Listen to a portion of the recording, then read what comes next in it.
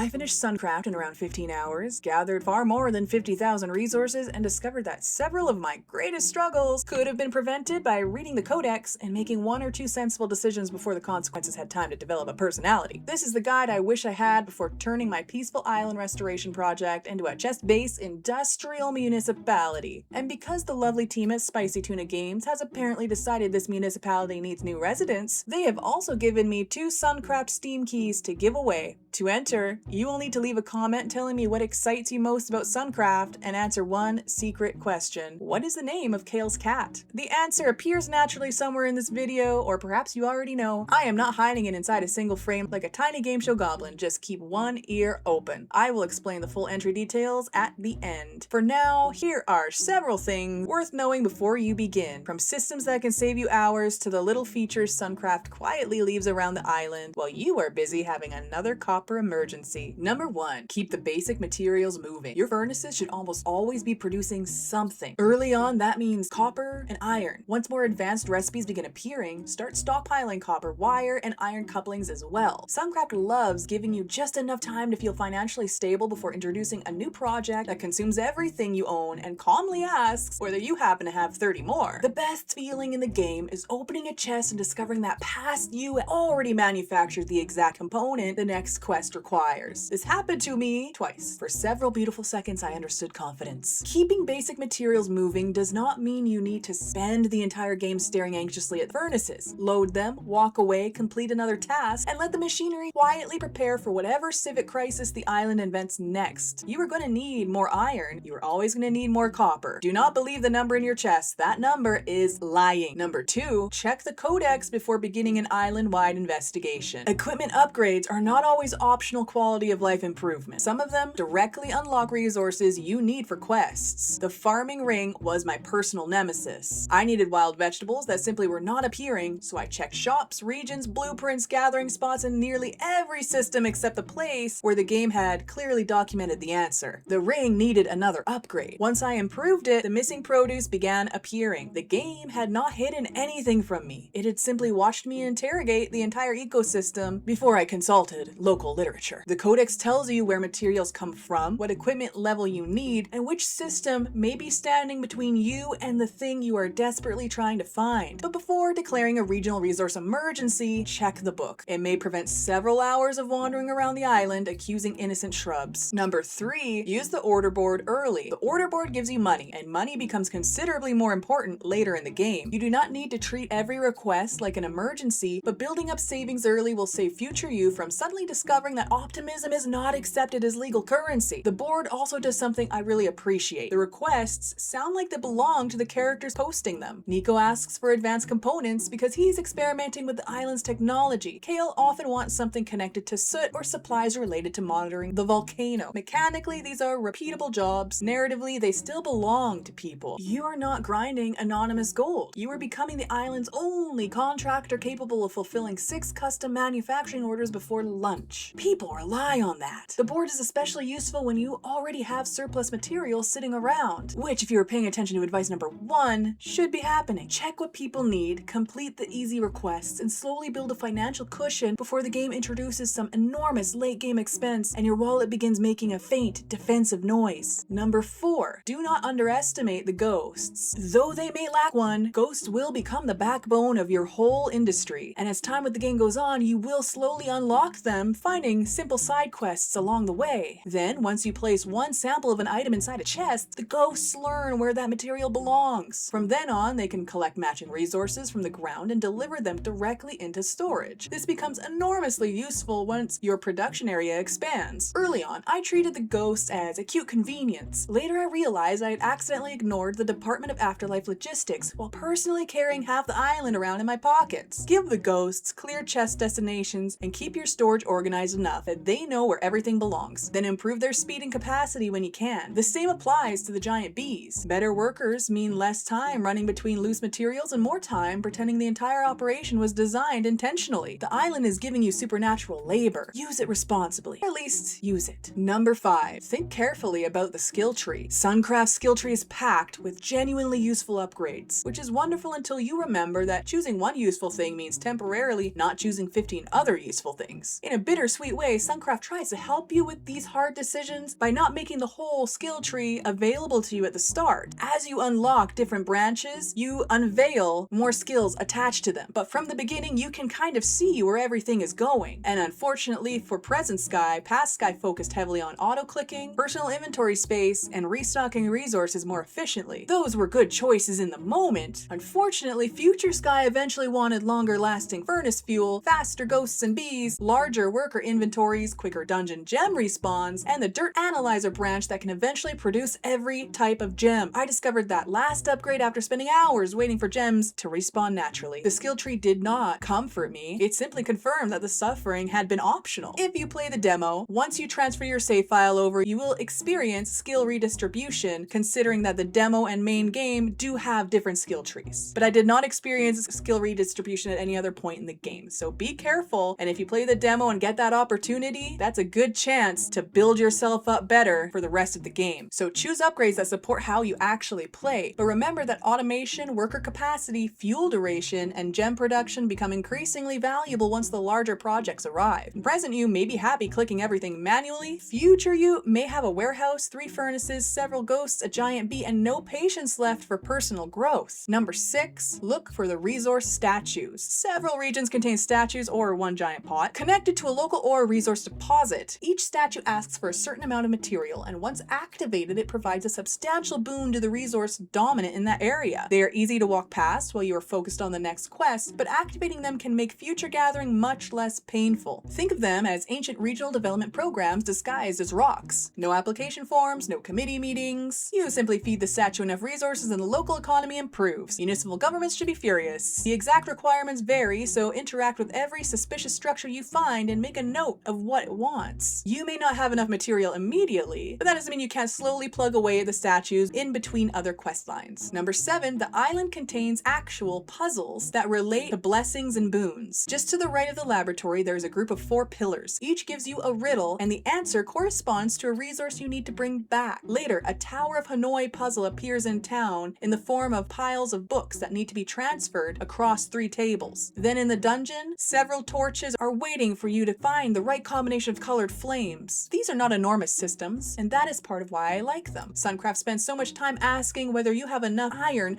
that these puzzles feel like the island gently removing the pickaxe from your hand and checking whether another part of your brain is still receiving power. They are also very easy to overlook. Pan the camera, investigate strange structures. Walk down the path that does not immediately lead to another ore deposit. Not every useful discovery has a quest marker standing over it waving both arms. Sometimes the island just puts a puzzle beside the road and waits to see whether you are paying attention. Number 8, click the computers inside the laboratory. 2 of the laboratory computers launch arcade-style mini-games. You can replay them and chase your own high scores, or check in at the Suncraft community page for the global leaderboards. They do not advance the main quest. They do not improve your furnaces. They do not generate some rare component required for island reconstruction. They are simply games inside the game. Apparently, the ancient scientists understood that world-changing research requires scheduled procrastination and an unreasonable emotional attachment to tiny digital numbers. I deeply respect their methodology. These little diversions are easy to miss because the laboratory is already tied to important story events. You may enter, complete your objective, and leave without realizing the computers are interactive. Click things. Scientific progress depends on it. Number 9, experiment with smaller interactions as you move through the map. Much like my previous advice of panning around the camera and smelling the seawater, I deeply advise you to click everything. If something looks a little strange, if something's moving, give it a little click, see if something might happen, because you can bop crabs and they will spit out random resources, and sometimes something even better. And they appear completely fine with the arrangement, probably. Petting Soot unveils a flurry of little red hearts, and you can feed her an amount of fish that should concern a veterinarian, the regional fishing authority, and possibly the ocean itself. These interactions seem unessential, but they are part of what makes Suncraft feel warm, and some of them could lead to bigger things in the future. Not every corner of the island exists to improve production. Sometimes the game lets you stop working, bother a crab, pet a cat, and support Soot's completely unrestricted seafood program. That is culture. Suncraft is at its best when the practical systems and the personal details occupy the same space. You may be rebuilding ancient machinery, stabilizing an ecosystem, and managing a small industrial operation. You are also still allowed to pause because a cat is nearby. Correct priorities have finally entered the building. Number 10, reload your save after the credits. When the credits finish, Suncraft returns you to the main menu. That makes it very easy to assume the story is complete, and technically your main lighthouse endeavor is. However, once you reload your save and return to town, the villagers have new dialogue, new plans, and some of the warmest little payoffs in the game. The market is finally busy and trade is returning. Some characters are considering adventures beyond their long watch over the town. It is a short epilogue, but it matters. The entire game is about preparing an island for a future nobody can prove is coming. The post-credit return is where you finally see people begin living inside that future. Do not miss it. The game asks you to restore the lighthouse, but the real reward is seeing what everyone does once the light comes back on. And I also must add, if you are a completionist, once you finish the game, there are some big bonus that will help with unlocking the achievements in the Steam store. So if charming and heartwarming story conclusions are not good enough for you, hopefully a thriving economy is. Suncraft rewards preparation, but it also rewards curiosity. Keep your furnaces running, read the Codex, build the ghosts a functioning filing system, look for statues, puzzles, laboratory computers, boppable crabs, and cats with no meaningful concept of portion control. Most importantly, do not rush past the parts of the island that are not demanding anything from you. The copper emergency will still be there when you get back. And now, the giveaway. Spicy Tuna Games has provided me with 2 Suncraft Steam keys for the SkyeFy community. The giveaway opened as soon as this video went live, and it closes Wednesday, August 5th at 6 p.m. To enter, leave one comment on this video containing 2 things. Tell me what excites you most about playing Suncraft, and answer the question, what is the name of Kale's cat? 2 potential winners will be selected randomly from all eligible comments after the giveaway closes. 1 entry per person, no purchase is necessary, and you do not need to like the video or subscribe to enter. Although of course that would be much appreciated. The complete eligibility details and official rules are available in the linked community post. I will contact the potential winners by replying to their comments from the official SkyeFy Games channel. I will never ask for payment, banking information, passwords, or ownership of your chest municipality. That is your mess entirely. Potential winners will have 48 hours to respond and may be required to answer a simple skill testing question before receiving their key, because we live in a time where we must root out the bots. The keys were supplied by Spicy Tuna Games, but they are not involved in selecting the winners. Good luck. May your furnaces remain full, your ghosts respect the filing system, and your first major project require significantly less copper than mine did. Future you deserves support. Present you remains under investigation. Cheers.